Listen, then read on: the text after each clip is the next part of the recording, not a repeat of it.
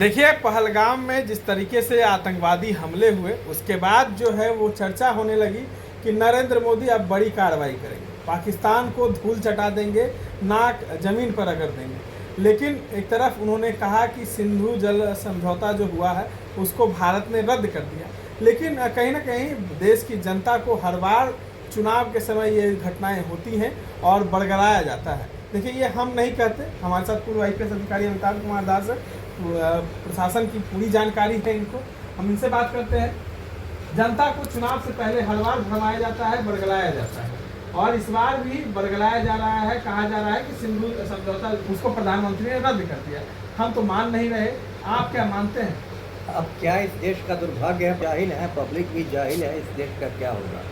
देखिए, जो सिंधु जल समझौते पर मोदी ने जो मधुबनी में एकदम ऐलान किया और जिस पर यहाँ की मूर्ख जनता ताली पीट रही है, मैं उसकी हकीकत बताता हूँ लोगों को। ये जो सिंधु नदी है ये बहुत लंबी नदी है, गंगा से भी ज़्यादा लंबी नदी है, इसी से समझ जाइए।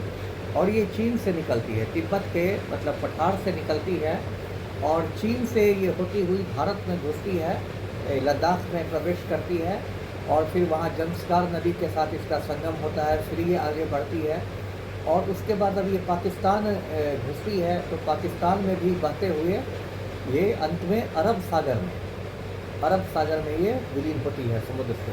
और सिंधु नदी को जैसे लोग जानते ही हैं, सिंधु घाटी सभ्यता हम लोग बचपन में स्कूल में पढ़ते थे, मोहनजोदड़ो हड़प्पा जैसे बड़े बड़े शहर थे, बहुत विकसित सभ्यता थी। और सिंधु को ही इंग्लिश में इंडस कहते हैं, उसी के नाम पर हमारे देश का नाम इंडिया पड़ा है ना। तो बहुत ये बड़ी नदी है। और सिंधु जब भारत का बंटवारा हुआ, पाकिस्तान बना और भारत बना, तो सिंधु नदी के लेकर जल विवाद था।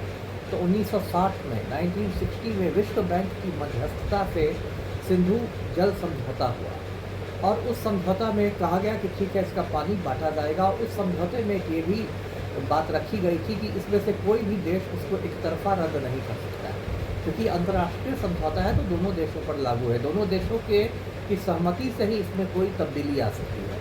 इसलिए अभी भी देखिए, जो लोग उछल रहे हैं कि रद्द हो गया, ये रद्द नहीं हुआ है, अभी भी ये ऐसे कहिए तो निलंबित हुआ है, अंडर सस्पेंशन इसको रखा गया है, पहली बात। दूसरी बात है कि जो लोग कह रहे हैं कि अरे पानी रोक दिया जाएगा, पानी रोक दिया, देखिए नदी एक मैं बताता हूँ बहुत बड़ी नदी है। मैंने कहा गंगा से भी बड़ी नदी है ये, कोई आपके रसोई घर के नल की टोटी नहीं है कि जाके मोदी जी बंद कर देंगे और पानी रुक जाएगा। मतलब बड़े बड़े विशेषज्ञों की ये राय है कि यदि सच में पानी रोकना है तो उस पर एक पूरा आपको डैम बनाना पड़ेगा, जैसे भाखड़ा नांगल जैसा बड़ा बांध है सतलज नदी पर, वैसा आपको बड़ा बांध बनाना पड़ेगा, तब जाके आपको वहाँ का पानी आप मतलब कि आपका कहना है कि इस पानी को रोका नहीं जा सकता, आसान नहीं सिर्फ है, आसान नहीं हैं, ये मोदी जी की जुमलेबाजी है। जो भक्त हैं वो खाली क्रेडिट ले रहे हैं कि पाकिस्तान का तो दूर कर गया।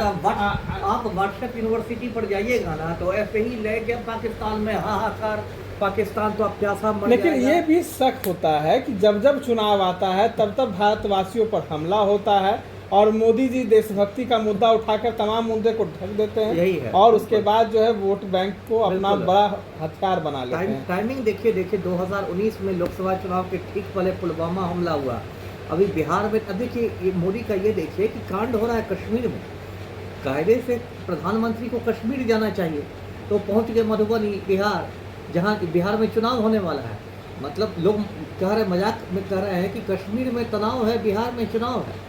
मतलब आप कश्मीर की स्थिति का बिहार के चुनाव में फ़ायदा उठाना चाहते। तो ये सब देखिए जनता को मूर्ख बनाने के, इसमें कायदे से एक ही काम होना चाहिए था कि आप आतंकियों को घुसकर मारते, जैसा अमेरिका ने किया था ओसामा बिन लादेन के साथ कि पाकिस्तान में घुस के अमेरिकी कमांडो ने मार डाला था। वो तो आपकी औकात है नहीं। तो आप कह रहे हैं पाकिस्तानी देश को छोड़ के चले जाएं, अरे क्या होगा, सीमा हैदर भारत से चली जाएगी तो वो कौन आतंकवादी है, उससे क्या आतंकवाद की कमान टूटेगी।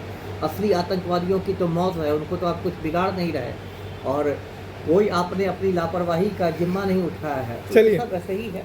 चलिए, तमाम बातों को आपने सुना और देश भक्ति के नाम पर किस तरीके से नरेंद्र मोदी हों या तमाम अंधभक्त हों जो देशवासियों को बरगला रहे हैं, तमाम बातों को आपने सुना।